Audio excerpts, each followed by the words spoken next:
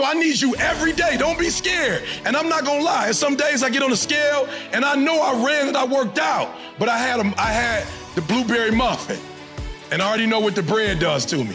But I gotta get on there anyway. So every single day, I want you to measure yourself, and I want you to be honest, right? And here's the thing.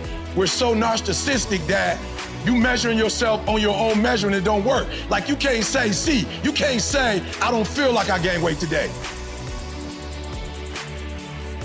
You can't do that. You gotta really get on the scale. You can't say you feel like. So me and my wife we've been out of town quite a bit, right? We're trying to stay out of the winter months. And I promise y'all, I was eating right, but I wasn't really working out. And I had got on the scale at the hotel, because my wife got on the scale, and she told me what she weighed, and I was like, man, whatever. So I got on it and was like, man, it's junk. This some old hotel foolishness. You know what I'm saying? It's some old hotel foolishness, bro. This electronic. They ain't even got right batteries in this joint. This joint is broke, you know what I'm saying? I ain't even on this right here. And then I got to the crib and got on my scale. They was real close. I was like, look, I ain't lying. I got off, grabbed something heavy and put it on that joint. It's like, okay, we gotta reset this. This ain't right. Took it off, got back on that joint. It was the same thing. I was like, man. I was measuring in my mind, not on a real measurement. And if you measure on a real measurement, you're gonna know if you're growing or not. It is what it is. You run a mile and you clock it, it's gonna tell you. So a lot of y'all at the same place you were last year because you keep measuring you. You keep measuring yourself. And you sweet to yourself. So I need you to do me a huge favor. I need you to have an accountability partner who could be real with you. And get a real one. Don't play games with it, all right? All right, so here's the last one I need you to do. This is gonna take you a long time, right? So I want you to do it every 30 days. I want you to come back and ask yourself in turn, look, first I need you to master you. So do me a favor, go get your penny, like go get cups or mason glass, just get whatever. And I want you to put you, right? Master you, right? Master your money, master your craft, just everything you could think of that's a part of who you are, I want you to master it. So I need you to listen to me. I need you to master, not just do. Some of y'all doing what you're doing, and I had a conversation with LaShawna yesterday, right? And I was like, okay, LaShawna, I got it. I see I can help people. Here's the problem with some of you, and look, this is it, and I got something I want y'all to help me with. I said, I get it now. People who did good in school, the way tell me how they reward y'all when you're in school.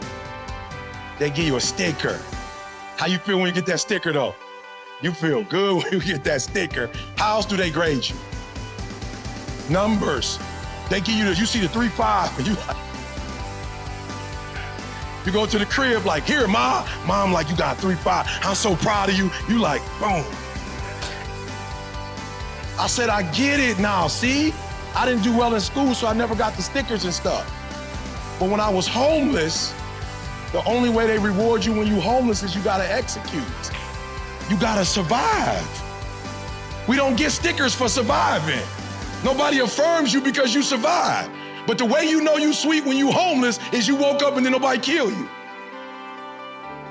You gotta get what I'm saying. Like maybe y'all don't know it, but when I used to be homeless, we had to go from house to house. Why? Because people were scoping you out when you were in that house.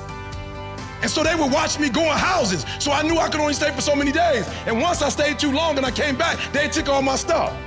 So I learned on the street, the school of hard knocks, that in the real world, you don't get stickers and you don't get grades. The only way you know you succeeded is if you survive, if you execute. So I said, I get it. Some of you are not successful because you think effort is success.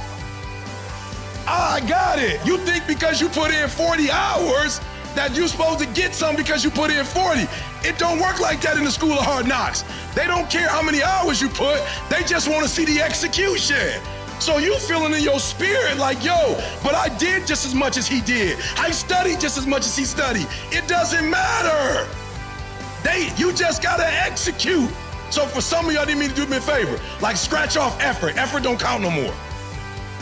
Effort don't pay bills. Effort don't get your kids through school. They need a check. So you proud of your effort, no more effort. Mastery is the only thing, that's it. That's it, only mastery. Why? Because they played us. They put us in school for 12 years and most of us still couldn't pass those tests. So they gave you all those grades, but then you couldn't pass the test when it was showtime. Then they just wasted 14, 15, 16 years of your life. Because when you needed it, you couldn't produce when it was showtime. So you just the same as the person that didn't go to school. Y'all got the same results. If I paid you all that money and we get the same like if I went to all that school and I can't pass the test and you didn't go to school and you can't pass the test, the world I come from, we the same. You just feel you better because you got stuff on the wall. But the results are the same. You didn't pass, I didn't pass. It's the same results. But you feel good because since you were a child, people rewarded you for not executing, but they rewarded you for trying real hard. And so now you want me to do that. And in the real world, they don't do that. They only reward you when you can execute. So you must master, that's the last one. What's your motives? Measure it. Get somebody that can help you to measure it. And then the last one, you have to master it or you're gonna be extinct. They're gonna get rid of you and replace you. If you can't master it, they gon' get it, right? All right. So real quick, come on, somebody. Let's give me a couple people, tell me what I told you to do, and then I got something I need you to help me with. The mason jars. That go your jars. So they go to jars. So master yourself. So whatever your craft is, put it in there. So whatever you do, so I speaker. So write on a piece of paper, speaker.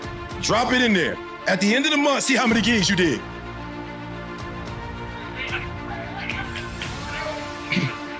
I mean, we're gonna make it hard. I'm sorry, see, I got a GED. I thought I explained myself. I apologize. So you just gonna put it in there. All the gigs you do, you're gonna put them in there. And at the end of the month, you're gonna pull the gigs out and you're gonna see how many. Now, if you did 20 gigs, don't get excited. Because then I want you to flip it over and tell me how much money you made. And if you couldn't pay your rent, you need to hurry, you ain't mastered it. We got some work to do. And what happens when you don't master something?